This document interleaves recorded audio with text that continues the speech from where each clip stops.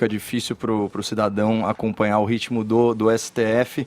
E vamos ver se eu consigo fazer em 4 minutinhos aqui antes do break. Porque a imoralidade da vez são essas 3 decisões monocráticas, né, portanto individuais, de 2 ministros sobre 2 matérias distintas, né? A primeira decisão é essa suspensão das investigações da Receita Federal que atingem ministros da Corte, seus parentes e outras autoridades. Quem é o responsável? Alguns diriam, quem é o culpado, né, por essa decisão? É o ministro Alexandre de Moraes. E é um detalhe importante, né, que o Zé trouxe para a gente, é que essa decisão ela foi tomada no âmbito daquele inquérito do STF para apurar fake news, e aqui com aspas muito irônicas, né? É um inquérito sigiloso e sem objeto. Portanto, não se predeterminou o que está sendo investigado, nem quem é investigado. Então, é a investigação mais genérica que tem na República. E mais, ela foi prorrogada agora por 180 dias. Então, é uma investigação genérica e com vocação para a eternidade. E qual que, além disso, qual que é a ilegalidade mais flagrante desse inquérito? Ela foi instaurada de ofício,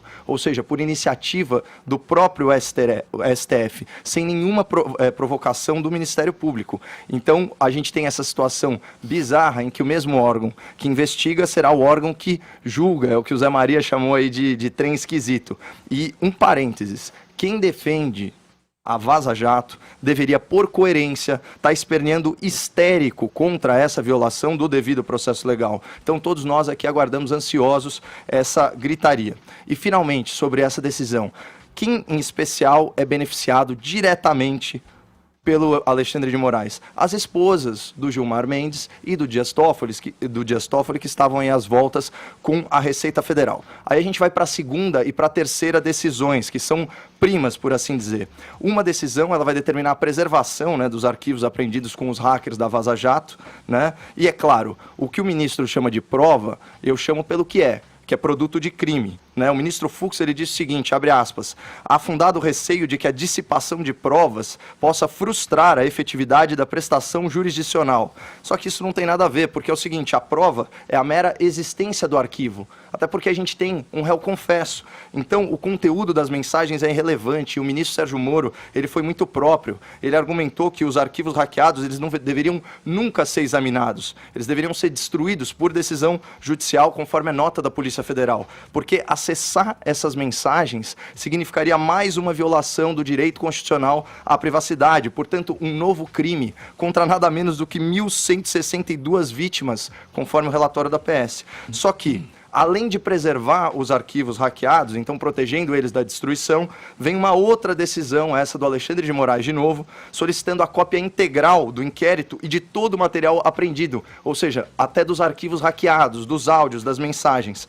Então, isso é o ministro Alexandre de Moraes trazendo para o Supremo o segredo, exatamente como o Zé Maria falou, a vida privada, a intimidade de autoridades e agentes públicos. Haja poder. E aqui, para fechar, lendo a notícia no Globo e na Folha de São Paulo, eu encontrei uma contradição explícita, que eu faço questão de repercutir para o ouvinte para mostrar o descaso desse Supremo Tribunal Federal com a lei, com a verdade e com a justiça. Olha isso. Esse é o trecho da decisão do ministro Alexandre de Moraes. Abre aspas.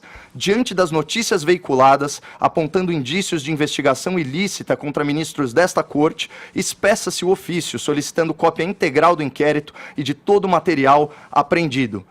Portanto, eu quero que o ouvinte preste atenção nessa expressão. Diante das notícias veiculadas, ok? Vamos lá. Relata a Folha de São Paulo. Em um dos diálogos, o procurador Deltan Dallagnol sugere que recebeu da Receita informações sobre pesquisas em andamento nas contas do escritório de advocacia da mulher de Toffoli. Portanto, a gente está falando do quê? Informação fruto da Vaza Jato. São mensagens não confirmadas, não periciadas por autoridade judiciária, obtidas ilegalmente, mas que foram publicadas pela imprensa militante. Beleza. Continua a Folha de São Paulo. O ministro Moraes pediu informações detalhadas sobre os critérios que levaram a Receita Federal a realizar a fiscalização de 133 contribuintes, entre eles as esposas dos ministros do STF. A Receita respondeu o porquê de ter iniciado essas investigações. Aí vem a resposta. Moraes criticou a Receita por ter informado ao Supremo que baseou-se em, abre aspas, notícias da imprensa como um dos critérios para sua investigação. E é verdade, olha a citação aqui do ministro de de novo.